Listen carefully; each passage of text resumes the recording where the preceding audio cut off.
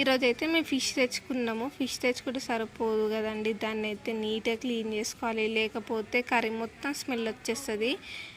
ఇక్కడ మేము తెచ్చుకుంది అయితే బంగారు తీగ, అందుకే దాంట్లో శన కూడా వచ్చింది. దాని ఎగ్స్ పక్కకైతే తీసుకొని మా అమ్మ అయితే ఇవి నీట్గా కడిగేసుకుంది.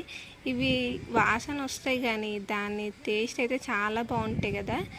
మీరు ఎంతమందికి ఫిష్ అంటే ఇష్టం డెఫినెట్గా కామెంట్ చేసేయండి. ఫస్ట్ అయితే మా మమ్మీ గల్లుప్పు వేసి బాగా కడిగేసిన తర్వాత అయితే మంచి వాటర్లో అయితే 3-4 టైమ్స్ అయితే కడిగింది. చూడండి ఎంత తెల్లగా ఫ్రెష్గా అయిపోయినాయో. ఇప్పుడైతే మ్యారినేషన్ ప్రాసెస్. ఒక బౌల్లో అయితే ఉప్పు, కారం, ధనియాల పౌడర్, గరం మసాలా, ఫిష్ మసాలా, అల్లం వెల్లుల్లి పేస్ట్, నిమ్మకాయ రసం, ఆయిల్ అయితే వేసుకొని ఒక థిక్ పేస్ట్ అయితే చేసుకొని ఫిష్కి అయితే మంచి పట్టించాలి. ఇలా చేసుకొని ఫ్రిడ్జ్లో పెట్టుకొని మనకు నచ్చినప్పుడు అయితే ఫిష్ ఫ్రై, ఫిష్ కర్రీ అయితే చేసుకోవచ్చు.